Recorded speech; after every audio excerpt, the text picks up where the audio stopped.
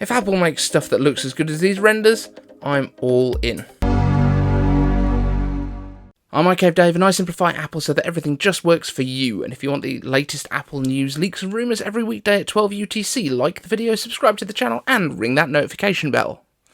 And in today's show, we are exploring some of the renders of Apple Tomorrow. So, a few days ago, Apple Tomorrow made some pretty awesome looking renders of a gold and black Magic Mouse, which kind of got quite a lot of attention on Twitter because they looked awesome. So black and gold is just one of those colour combinations that really works and it looks awesome. He also fixed the big problem with the Magic Mouse, which is that the charging port is in the bottom, so he's put that onto the front. And this is basically the pro version of the Magic Mouse. So we were chatting in the DMs and I said, got anything else that goes with that? Because those colours look pretty awesome together. And in the past I have talked about the idea of potentially having contrasting colours on the bands and the backs of iPhones. So I mentioned an iPhone Pro with gold bands and a black back, which I think looks pretty awesome. To me, this is it looks like the caviar stuff that comes out of Russia, those like super premium iPhone editions where people kind of take the existing iPhone and then they customize them, where they replate the metal and they add their own kind of color schemes. And it's the same kind of people that will add Swarovski crystals to the back of an iPhone to make it kind of super premium. But I think this is probably one of the best looking iPhones that I've ever seen. Let me know down in the comments if you could go for some of this black and gold goodness. And he's also done as an iMac and a MacBook Pro. Now, we also, quite a while ago, we were talking about the MacBook Pros and the new style of design for these, and if they were to make it in the style of the current iMac. So this would have been back in April we were talking about this, and it was once the colours were announced and arrived, we thought, right, where would you put the chin kind of thing on the MacBook Pros? So basically the palm rest and the touchpad, we decided that would be the contrast colour. So these MacBook Pros are gold across the palm rest and the touchpad, and then black for the rest of the device. I think it looks pretty hot. Let me know what you think down in the comments too. And of course the iMac. The iMac is the kind of most iconic, I think, Apple device in terms of Macs. Now it doesn't have the Apple logo on the front. Is it still as iconic? Not quite sure, but I still think it looks pretty awesome. And this is most likely the one that would be packaged up with that black and gold Magic Mouse. So this would be your iMac Pro. Probably 31.5 inches, and of course all of these Macs would be using the M1X processors. We have heard some new rumours that these could be arriving in September at the iPhone event. Now there is of course talk that the iPhone this year is going to be called the iPhone 12s rather than the 13. Some people are interpreting that to say that it's not going to be a particularly exciting release because there's not going to be big changes to the product. I'm not sure that that is what they mean when they say 12s this year.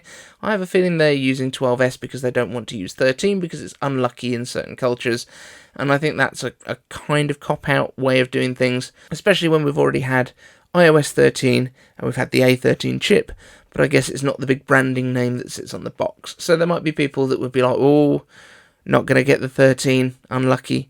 I know it's ridiculous, but there would also be, if there was any problem with the device, it would be Apple's luck runs out with unlucky 13 on the iPhones. You know, all the press headlines would be that. They would pick up on the 13 straight away. It would just write its own narrative. So, it looks like we're getting a 12s, and then I think next year maybe we won't get a 13, maybe we'll get a 14, or maybe we'll get just iPhone, or we'll get something where they can somehow avoid using the number 13. But let me know what you think of these renders down in the comments section. You want to tell us.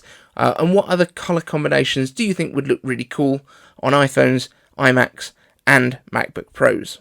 We have a Notification Squad member, OmbiMK1. Thank you for joining the Notification Squad. If you want to join the Notification Squad too, all you need to do, like this video, subscribe to the channel, and ring the notification bell, then post up hashtag Notification Squad in the comments section. Speaking of the comments section, if you want a question answered by me, all you need to do, hashtag iCaveAnswers with your question down there in the comments. But you can also tweet them at me if you prefer. First one comes from Randomness. And the question is, iCave Answers, hey, have you heard anything about a 17 or 18-inch MacBook Pro coming in 2023 or 2024? Now, we have spoken about an 18-inch MacBook Pro, how cool that would be, replacing what used to be the 17-inch, which with the smaller bezels would potentially be up to an 18-inch kind of device.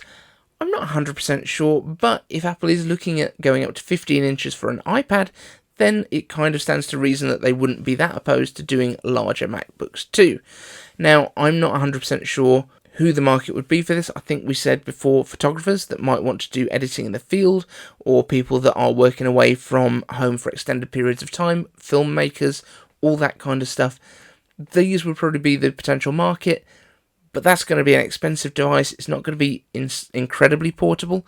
The battery life on it's probably going to be pretty insane though, especially if we're getting 18 hours from a 13-inch now. Next up, Evan Rogers, iCave Answers. A recent Mark Gurman report and the macOS beta code indicates that we will get Mac Pros this year with the newest Intel Xeon chips.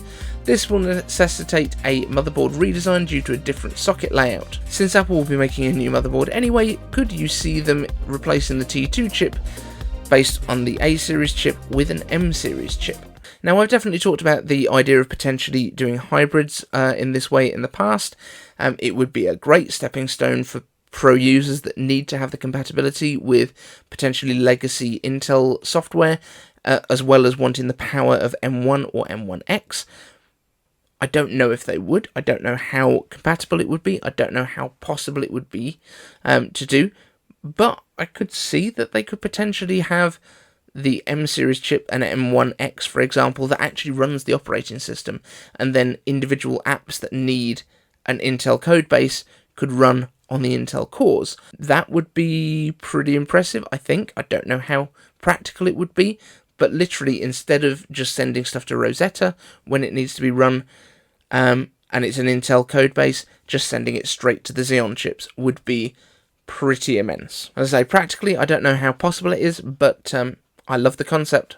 And Matt Miller asks, iCave Answers, going into school late August and I'm going to need a laptop. I was waiting for the next MacBook Pros to come, but it's looking like they won't be out before I start school. What should I do? Buy an Intel MacBook Pro now and return it when they come out? Thanks. There's no reason to buy an Intel one if you're going to be waiting for Apple Silicon anyway. If it's not that you're buying an Intel one because you particularly need software that runs on Intel, then I would definitely recommend that you go for a MacBook Air or a MacBook Pro with M1 inside.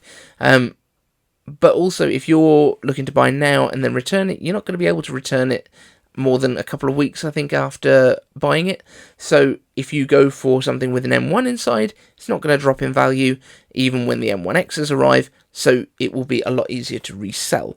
That's the way you're going to have to go about it, not returning it to Apple, not doing like a trade-in, because the trade-in prices for Apple suck.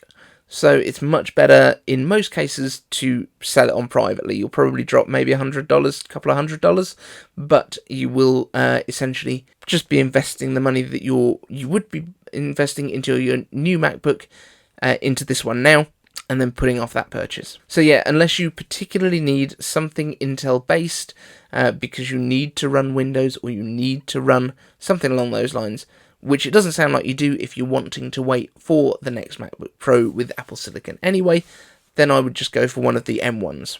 Probably the MacBook Air, because it will get you through for everything you need in almost all cases. So that's going to wrap it up for today's show, guys. If you've got any particular topics you want me to hit upon, do let me know down in the comments section. I would love to read through all of your questions, and see you guys in the next one.